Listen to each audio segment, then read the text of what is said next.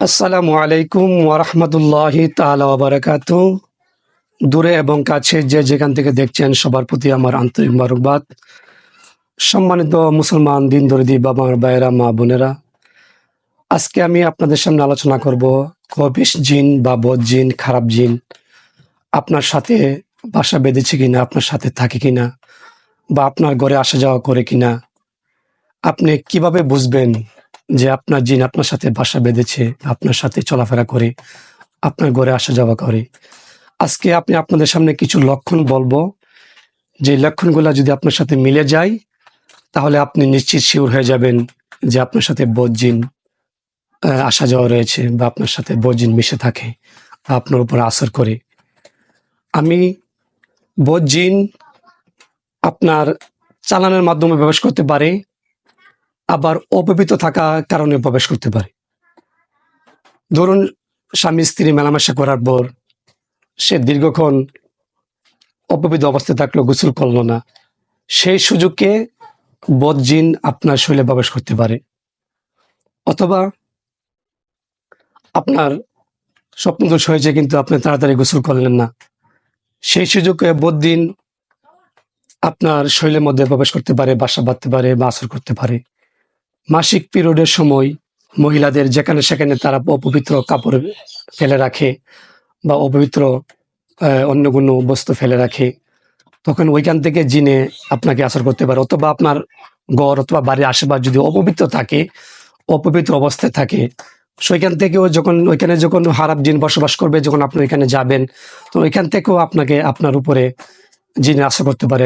খারাপ জিন বা বদ জিন, খবিশ জিন আপনার উপরে আসর করতে পারে। তো এই জন্য কতগুলা লক্ষণ রয়েছে, যে লক্ষণগুলা আমি বলবো, আপনার মনোযোগ সহকারে লক্ষণগুলা শুনুন। যে লক্ষণগুলা যদি আপনার সাথে মিশে যায় বা মিলে যায়, তাহলে আপনি নিশ্চিত হয়ে যাবেন যে আপনার সাথে বদ জিন রয়েছে। 1 নম্বরে যে লক্ষণটা আমি বলবো, যখন আপনি কোনো কাজ করতে যাবেন, আপনার কোনো কাজে বাধা আসা। আপনি যে কোনো একটা কাজ করেন না কেন, আপনি এই কাজটা অসমাপ্ত থেকে গেল, বা কাজটা সমাধান করতে পারলেন না, অথবা কর্মচারী রাখলেন, কর্মচারী ঠিক মতো কাজ করে না, আপনাকে কোনো একটা কাজ রাখলেন, কাজটা আপনি ঠিকভাবে করতে পারলেন না। এরকমভাবে যখন কোনো কাজে যাবেন, সকল কাজে আপনার বাধা আসবে, কোনো কাজ আপনি সঠিকভাবে ঠিকমতো করতে পারবেন না। 2 নম্বর লক্ষণটা হলো, শরীরে শুধু শুধু ব্যথা করবে।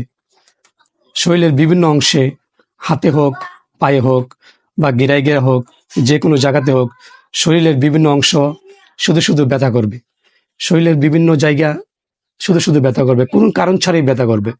3 নম্বর যে লক্ষণটা, সেই লক্ষণটা হলো দীর্ঘদিন মাথা ব্যথা থাকা। আপনার দীর্ঘদিন মাথা ব্যথা থাকবে, শুধু শুধু মাথা ব্যথা থাকবে।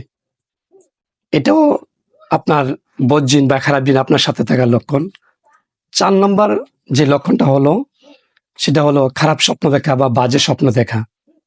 আপনি এমন স্বপ্ন দেখবেন যেখানের ভিতরে আপনার যাওয়া অসম্ভব, বা যার সাথে থাকা আপনার অসম্ভব, ওই মহিলার সাথে আপনি, ওই পুরুষের সাথে আপনি মেলামেশা করছেন, এমনটা বোঝা যাবে। বা স্বপ্নের মধ্যে উপর থেকে পড়ে যাওয়া, বা স্বপ্নের ভিতরে আপনাকে কেউ দৌড়ানো, কুকুরে দৌড়ানো বা সাপে দৌড়ানো, অথবা কালো কোনো কিছু দেখা, ভয়ে হঠাৎ করে ঘুম ভেঙে যাওয়া, এমনটা হয়ে থাকবে। আপনার স্বপ্নের ভিতরে এমনটা হয়ে থাকবে, তাহলে আপনি বুঝতে পারবেন আপনার সাথে বদ জিন রয়েছে বা খবিসে জিন্নাত রয়েছেন। তারপরে যে লক্ষণগুলো রয়েছেন, সেই লক্ষণগুলো হলো আত্মীয়দের সাথে সুসম্পর্ক থাকতে দিবে না। আপনার মনে হবে যে এই আত্মীয় ওই আত্মীয় আমাকে কি করে দিল, তার তো কিছু আমার করলো না, সবকিছু আমার নিজে নিজে করতে হলো। তাদের সাথে সুসম্পর্ক থাকতে এই বদ জিনগুলো আপনাকে দিবে না, আপনাকে তাদের কাছ থেকে দূরে সরে রাখবে। তারপরে যে লক্ষণটা, সেই লক্ষণটা হলো সবসময় স্বামী স্ত্রীর ভিতরে ঝগড়া লেগে থাকবে। কোনো কারণ ছাড়াই স্বামী স্ত্রীর, যেগুলোটা কোনো কারণের বিষয় না, সেই জিনিসটা নিয়েও আপনাদের মধ্যে ঝগড়া হবে, বা আপনাদের ভাই ভাই ঝগড়া হবে, ভাই বোন ঝগড়া হবে, পিতা মাতা ঝগড়া হবে, এরকম ভাবে একটা ঝগড়া লেগে থাকবে। এটাও একটা বদ জিন সাথে থাকার লক্ষণ, বা খারাপ জিন সাথে থাকার লক্ষণ। তারপরে সবসময় আপনি অসুস্থ মনে হবেন, আপনাকে সবসময় অসুস্থ মনে হবে। আসলে আপনি অসুস্থ না, ডাক্তারের কোনো আপনার রোগী বানা। আপনি এত টেস্ট করলেন ল্যাবে, কিন্তু কোনো লোক আপনার কাছে ধরা দেয় না, বা ল্যাবে আসে না, পরীক্ষাতে আসে না। কিন্তু তারপরে আপনি অসুস্থ থাকেন, এটাও একটা বজ্জিন সাথে থাকার লক্ষণ। তারপরে যে লক্ষণটা আমি বলবো, সে লক্ষণটা হলো বিনা কারণে রেগে যাওয়া। আপনি শুধু শুধু রেগে যাবেন। আপনি কেউ একটা কথা বললে আপনার কথাটা আপনার সহ্য হবে না, আপনি শুধু শুধু রেগে যাবেন, রেগে তাদের সাথে ঝগড়া করার জন্য চেষ্টা করবেন, এমনটা আপনার কাছে মনে হবে। তারপরে ইসলামী আমল, অর্থাৎ শরীয়তের কোনো আমল করতে দিবে না, আপনাকে নামাজ পড়তে দিবে না, রোজা রাখতে দিবে না, ভালো কোনো কাজ করতে দিবে না। বজ্জিন আপনাকে সবসময় খারাপ কাজের দিকে অগ্রসর করবে, কিন্তু ভালো কাজের দিকে অগ্রসর করবে না। এই জিনিসটাও বজ্জিন সাথে থাকার একটা লক্ষণ। এরপর যে লক্ষণটা, অকারণে ব্যস্ততা মনে হবে, আপনার কোনো কাজ নাই, কিন্তু তারপরে আপনি হঠাৎ করে ঘুম থেকে উঠলেন, তো মনে হলো যে এখন আমার অনেকগুলা কাজ রয়েছেন, হ্যাঁ আমি কার সাথে কথা বলতে পারবো না, ভালোভাবে ঠিক মতো খাইতে পারবো না, ঠিক মতো ঘুমাতে পারবো না, আমি কাজে আমার যাইতে হবে, আপনার কাছে এমনটা মনে হবে। তারপরে যে লক্ষণটা রয়েছেন, আপনি একা একা থাকতে পছন্দ করবেন। আপনি কারোর সাথে কথা বলতে ভালো লাগবে না, কারোর সাথে আড্ডা দিতে ভালো লাগবে না, কোনো আল্লাহওয়ালাদের সাথে কথা বলতে ভালো লাগবে না, কারোর সাথে হাসি মুখে কথা বলতে ভালো লাগবে না। আপনি একা একা, একা ঘরে বা একা রুমে বা একা একা কোনো নির্জন জায়গার মধ্যে বসে থাকতে এরকমভাবে পছন্দ করবেন, এটাও খারাপ দিনের লক্ষণ। তারপরে যে লক্ষণটা হলো আপনার, আপনি রেগে গিয়ে যখন রেগে যাবেন, তখন আবার দ্রুত আবার ঠান্ডা হয়ে যাবেন। আপনি এখনই হঠাৎ করে রেগে গেলেন, আবার অল্প কিছুক্ষণ পরে আপনার ঠান্ডা হয়ে গেলেন। আপনি শুধু শুধু রাখবেন বা শুধু শুধু ঠান্ডা হয়ে যাবেন, কোনো কারণ ছাড়া রেগে যাবেন, কোনো কারণ ছাড়া আবার ঠান্ডা হয়ে যাবেন। এমনটা যদি হয়, তাহলে মনে মনে করতে হবে যে আপনার সাথে বজ্জিন, খবিসে জিন্নাত আপনার সাথে রয়েছে। খারাপ জিন আপনার সাথে বাসা বেঁধেছে, আপনার ঘরে আসা যাওয়া করে। খারাপ জিন থেকে, খবিস জিন থেকে দূরে থাকার জন্য আপনাকে সবসময় যে কাজগুলো করতে হবে, এই কাজগুলো হলো আপনাকে সবসময় সুগন্ধি ব্যবহার করতে হবে। আপনার পাক পবিত্র অবস্থায় আপনাকে সবসময় থাকতে হবে। আপনি যদি অপবিত্র অবস্থায় থাকেন বা নোংরা কাপড়, জামা কাপড় ধরেন, তার খবিস জিন আপনাকে আসর করবে।